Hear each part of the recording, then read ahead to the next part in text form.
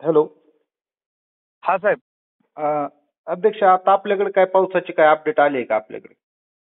पावसाची अपडेट अशी आहे, मी सकाळी मला जामखेड तालुक्यातून जवळा येथून आमचे मित्र आहेत अशोक पठाडे म्हणून. बर. त्यांचा माझा संपर्क झाला. जवळा गावातून एक नान्नी नदी आहे, त्या नान्नी नदीला महापूर आलेला आहे. बर. त्या जवळा गावातील एक मारुतीचं मंदिर आहे, त्या ठिकाणी तो परिसर पाण्याखाली गेलेला आहे. तर ते पाणी आपल्या शिना नदीलाच येतंय.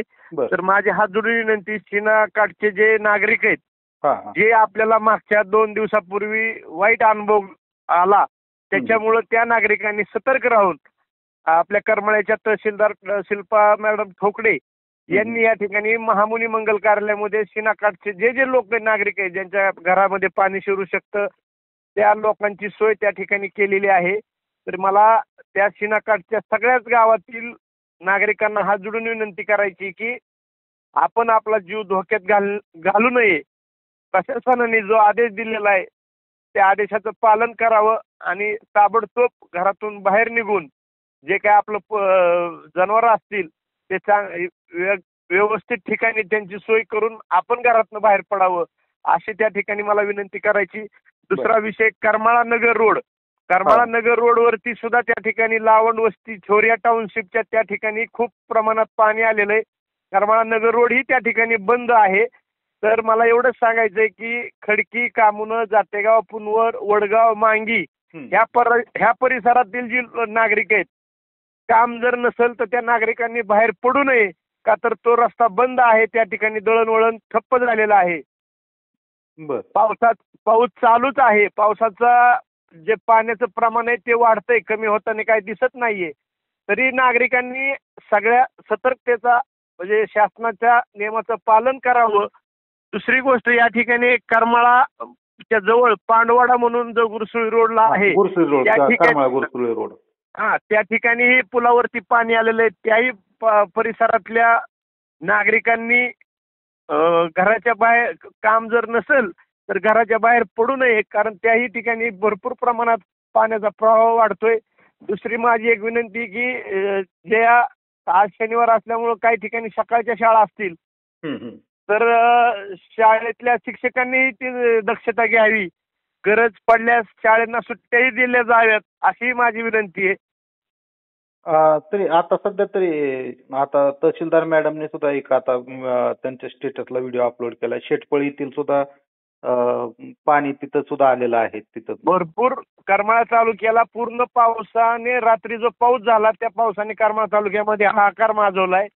माझी सगळ्याच करमाळा तालुक्यातील नागरिकांना विनंती आहे की आपण सगळ्यांनीच सतर्क राहावं आणि जे जे नागरिक अडचणीत असतील त्यांना मदत करावी, अशी एक माझी विनंती आहे. तरी आपण ह्या सर्व अपडेट तहसीलदार किंवा प्रशासनाला काय कळवलेले आहेत का? हो, तहसीलदार मॅडम बरोबर माझी चर्चा झालेली आहे. पोलीस प्रशासनाबरोबर माझी या ठिकाणी चर्चा झालेली आहे. दुसरी गोष्ट, मी आता जे शिंगटे वस्ती, भोगल वस्ती, शिंगटे वस्तीच्या मध्ये एक तलाव त्या ठिकाणी फुटण्याच्या परिस्थितीत आहे. तिथल्या नागरिकांचा मला फोन आला होता.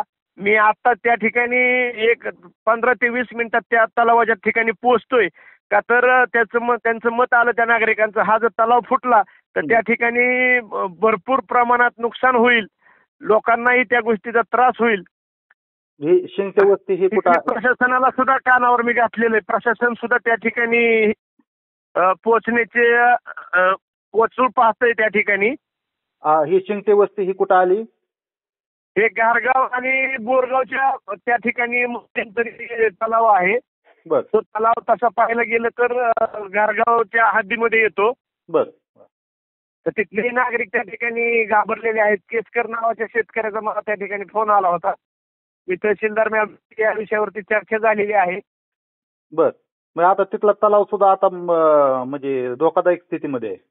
हो, धोकादायक स्थितीमध्ये आहे. त्यांचं मत आहे की 3 फूट फक्त पाणी त्या वरून भरावावरून 3 फूट फक्त पाणी पडल अशी परिस्थिती आहे. मग त्याला सांडवा नाही का त्या तलावाला? सांडवा आहे, परंतु पावसाचं प्रमाणच इतकं होतं की त्याच्यामध्ये त्या सांडव्यात ते पाणी बसू शकलं नाही. परंतु आज त्या ठिकाणी त्या बालेवाडीचे एक युवा कार्यकर्ते रामहरी नलोडे, मी त्यांना कॉन्टॅक्ट केलाय की बाबा आपला JCP घेऊन तुम्ही त्या ठिकाणी पोहोचा. प्रशासन जे काय असेल ते तुम्हाला मदत करेल, पण त्या ठिकाणी आपला JCP घेऊन तुम्ही पोहोचा अशी मी त्यांना विनंती त्या ठिकाणी केली. ओके ओके अध्यक्ष, धन्यवाद. आणि तालुक्यातील अशा जर काय अपडेट आपल्याकडे असतील तर प्रशासनालाही कळवा आणि आम्हालाही तसे कळवा. आम्ही ही लोकांपर्यंत ते पोहोचवण्याचा प्रयत्न करू. नक्की साहेब, धन्यवाद. ओके.